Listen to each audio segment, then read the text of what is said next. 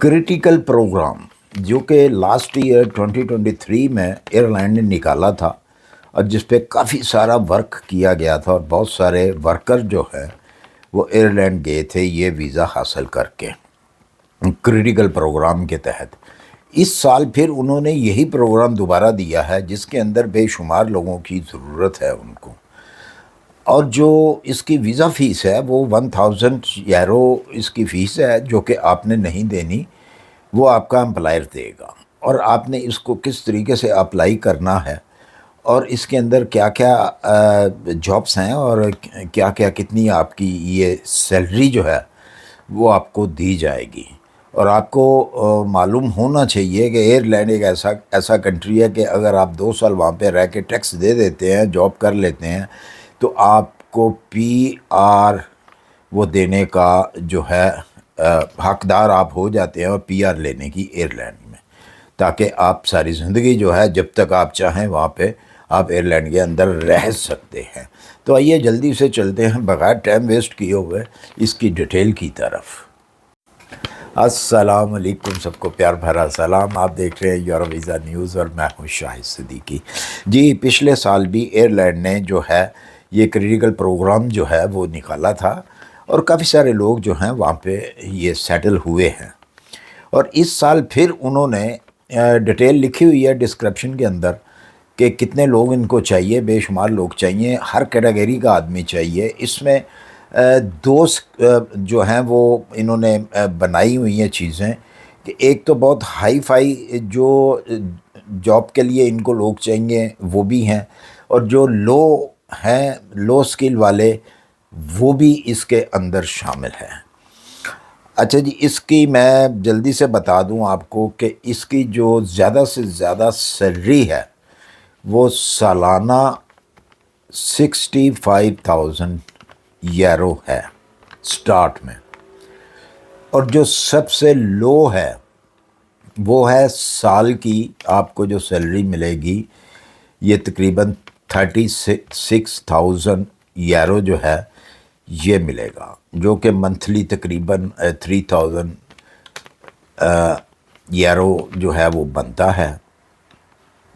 काफ़ी अच्छी सैलरी है इनकी।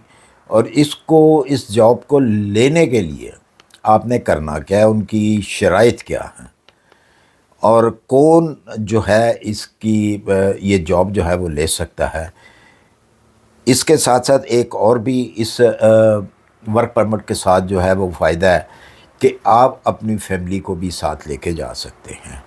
मसलन कि अगर आप मैरिड हैं, शादीशुदा हैं, आपके बच्चे हैं, तो आपने उनका इंदराज कराना होगा जब आपको वर्क परमिट मिले।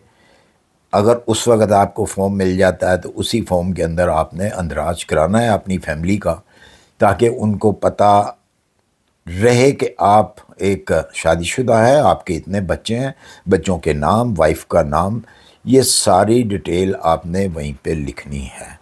इसका तरीकाकार क्या होगा कि जब आपको वर्क परमिट मिल जाएगा, आप चले जाएंगे वहाँ पे, तो अप्लाई तो आपने उसी वक्त कर देना है।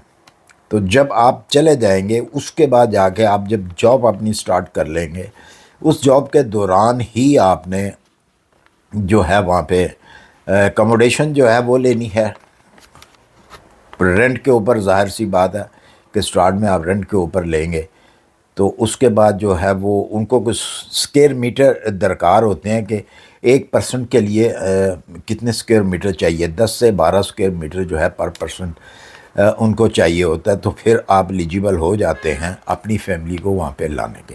सैलरी तो ठीक है, सैलरी में आपका फैमिली का गुजारा हो जाएगा।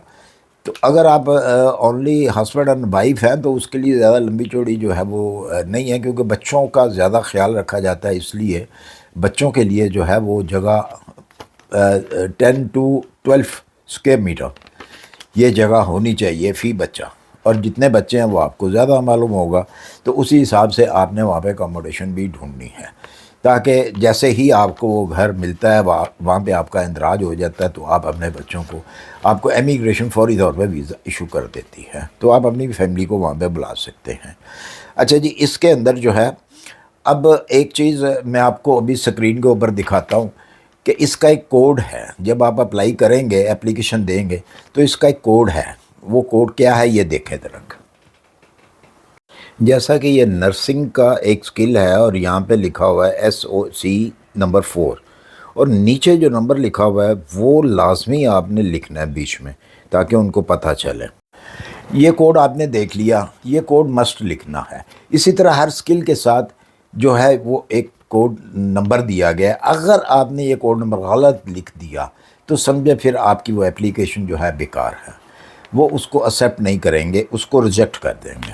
اس لیے دھیان سے یہ والا کام کرنا ہے. دوسری ان کی شرائط یہ ہے کہ یہ فارم جو ہیں آپ نے خود پر کرنے ہیں، کسی دوسرے شخص مطلب کہ کسی ایجنٹ وغیرہ سے یہ آپ نے فارم پر نہیں کروانا ہے، کیونکہ اس کے اندر بہت سارا جو ہے اسکیم ہو جاتا ہے ان کا کہنا ہے، اور بات بھی کسی حد تک صحیح ہے. تو یہ فارم جو ہے آپ نے خود پر کرنا ہے. ای پوسٹ نامی ایک فارم ہوگا جو آپ کو ڈسکرپشن میں ہی ملے گا، جون سی ویب سائٹیں میں دے رہا ہوں اس کے اندر ہی ملے گا. وہیں سے آپ نے ای پوسٹ جو ہے فارم کو پر کرنا ہے اس جاب کے لیے. لائمہ ختم کر دیا گیا ہے، ایئر لائن نے لائمہ ختم کر دیا. لائمہ مینس کہ پہلے جو ہے وہاں پہ ہر امپلائر کو جو ہے وہ اجازت لینی پڑتی تھی گورنمنٹ سے کہ ہم کسی دوسری کنٹری سے یہ لوگ بلا رہے ہیں، تو وہ سوال جواب کرتے تھے ساری، مطلب آ کے وہ دیکھتے تھے کہ کیا واقعی آپ لوگوں کو ضرورت ہے یا نہیں ہے، یا خام خواہ آپ نے ورک پرمٹ جو ہے وہ ایشو کرنے ہیں اور لوگ آ کے ہمارے سر پہ بیٹھ جائیں گے تاکہ اس کا ہمیں خرچہ برداشت نہ کرنا پڑے. تو اب اس سال 2024 میں انہوں نے وہ لائمہ کی شرط جو ہے وہ ختم کر دی ہے. وہ ڈائریکٹلی جس کو چاہیں وہ بلا سکتے ہیں، مطلب کہ رسپانس کر سکتے ہیں، ورک پرمٹ ایشو کر سکتے ہیں. وہ پہلے والا پچھلے سال والا یہ سسٹم نہیں ہے. پچھلے سال میں یہ تھا ان کو کافی سارے ورک ایکسٹرا کرنے پڑتے تھے دوسری کنٹریز سے بلانے کے لیے. اور یہ خاص طور پہ یہ یاد رہے کہ یہ جو ورک پرمٹ ہیں یہ یورپین کے لیے نہیں ہیں. ہاں اگر کوئی یورپین چاہتا ہے وہاں جا کے اس کو نہ تو ویزے کی ضرورت ہے اور نہ ہی ورک پرمٹ کی ضرورت ہے. تو میرا مطلب ہے کہ جو شنگن کے رہائشی ہیں جن کے پاس یہاں کے اکاموڈیشن اپنا پاسپورٹ ہیں یا ڈاکومنٹس ہیں، تو ان کو تو نہ تو ویزے کی ضرورت ہوتی ہے اور نہ ہی ان کو ورک پرمٹ کی ضرورت ہوتی ہے. تو اس لیے وہ جب چاہے جہاں چاہیں وہ جا کے پورے شنگن کے اندر جاب کر سکتے ہیں. اور یہ فارم جو ہیں یہ صرف اور صرف دوسری کنٹری کے لیے ہیں، نان شنگن کے لیے. مطلب کہیں سے بھی آپ بلانگ کرتے ہیں، انڈیا، پاکستان، بنگلہ دیش، جہاں سے بھی آپ بلانگ کرتے ہیں آپ یہ فارم پر کر سکتے ہیں اور ان کو وہیں پہ آپ جو ہے سینڈ کر سکتے ہیں. اس کا طریقہ کار کیا ہے میں نے بہت دفعہ بعض ویڈیو میں بتایا ہے کہ آپ جب بھی کوئی اس قسم کا فارم پر کریں موبائل سے کبھی نہ کریں. موبائل میں وہ چیز نہیں ہوتی جو کہ آپ کو کمپیوٹر سے چیز ملتی ہے اور کمپیوٹر کے اندر سے جو آپ کر سکتے ہیں. آپ نے کمپیوٹر سے یہ کرنا ہے. بہت سارے ہمارے جو بھائی ہیں پاکستان کے خاص طور پہ وہ ان کی شکایت ہوتی ہے جی یہ ویب سائٹ اوپن نہیں ہوتی. تو دیکھیں میں آپ کو ایک چیز بتا دوں، ہم ہر ویب سائٹ کو چیک کر کے جیسے ہی ہمیں وہ ملتی ہے ہم اس کو سب سے پہلے خود چیک کرتے ہیں. اگر وہ اوپن نہیں ہوتی تو ہم نہیں اس کو دیتے، اس کے اوپر ریسرچ کرتے ہیں کہ کیوں نہیں اوپن ہو رہی، پھر پوچھا جاتا ہے کہ کیوں نہیں اوپن ہو رہی. تو جب اوپن ہوتی ہے ہم وہی چیز جو ہے وہی ویب سائٹ ڈالتے ہیں بیچ میں. آپ کم سے کم اپنی غلطی کو منع کریں. یا تو آپ پھر موبائل سے کرتے ہیں یا پھر بعض اوقات ایسا ہوتا ہے کہ نیٹ ورک کمزور ہوتا ہے جس کی وجہ سے وہ ویب سائٹ اوپن نہیں ہوتی. تو اس کا انتظار کیا کریں، اپنے نیٹ کا انتظار کیا کریں کہ جیسے ہی اس کی سپیڈ تیز ہو وہ تاکہ وہ آپ کی ویب سائٹ کو کھول سکے، اوپن کر سکے. لیکن آپ لوگ اتنے بے صبرے ہو جاتے ہیں کہ اسی وقت تھرم کر کے میسج کرتے ہیں جی یہ تو ہو نہیں رہی اوپن. بھائی اس کا کیا جواب دیا کریں آپ کو؟ ہر ایک کو یہی لکھیں، ہر ایک کو یہی جواب دیں کہ بھائی تھوڑا سا ویٹ کر لیں، اپنا نیٹ ورک چیک کریں، آپ کا نیٹ ورک ٹھیک نہیں ہے. تو یہ شکایتیں فضول ہوتی ہیں. کم سے کم پہلے اپنی چیز کو چیک کریں کہ کیا آپ کا جو کمپیوٹر ہے، جو لیپ ٹاپ جس سے آپ کام کر رہے ہیں، کیا وہ ورک کر رہا ہے صحیح، آپ کا نیٹ ورک صحیح چل رہا ہے۔ ہمارے یہاں پہ نیٹ ورک خراب ہوتے ہیں، بالکل ہوتے ہیں انٹرنیٹ، لیکن چند سیکنڈ کے لیے، وہ بھی کبھی کبھار۔ لیکن آپ کے وہاں پہ تو آئے دن خراب ہوتا ہے، دن میں پتہ نہیں کتنی مرتبہ آپ کے نیٹ ورک جو ہے وہ کام ہی نہیں کرتے۔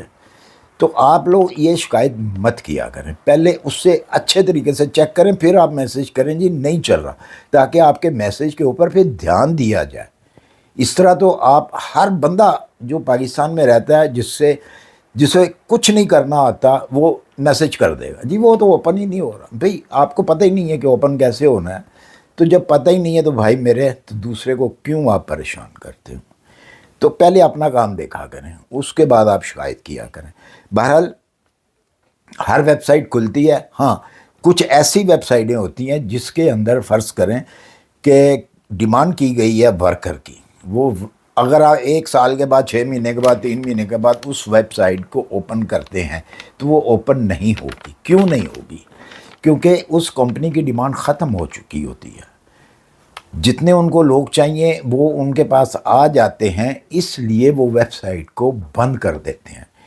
کچھ ویب سائٹ ایسی ہوتی ہیں کہ جو 12 مہینے چلتی ہیں، اس کے اندر نئی جابس آتی ہیں، جس کے اندر نئی جابس آتی ہیں وہ ویب سائٹ جو ہے وہ بند نہیں کرتے، کیونکہ نئی ڈیٹ، نیا دن، نئی تاریخ، اس کے اندر نئی جاب آ جاتی ہے، اس لیے وہ بند نہیں اس کو کرتے۔ بند ہمیشہ وہی ہوتی ہے کہ اگر 100 آدمی کسی کو چاہیے، کسی کی ایکسٹرا، ایک کمپنی کی ہے وہ ویب سائٹ انہوں نے دی ہوئی ہے، تو ان کو 100 آدمی چاہیے، 100 آدمی ان کا پورا ہو جاتا ہے تو ویب سائٹ کو بند کر دیا جاتا ہے پھر، کیونکہ ان کو ضرورت نہیں رہتی۔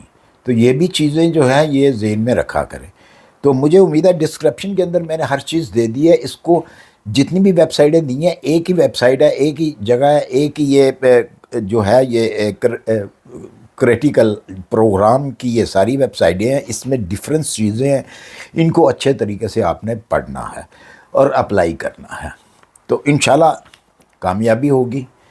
اپنی دعاؤں میں یاد رکھیے گا، ملتے ہیں انشاءاللہ پھر کسی اچھی سی انفارمیشن کے ساتھ۔ اللہ حافظ۔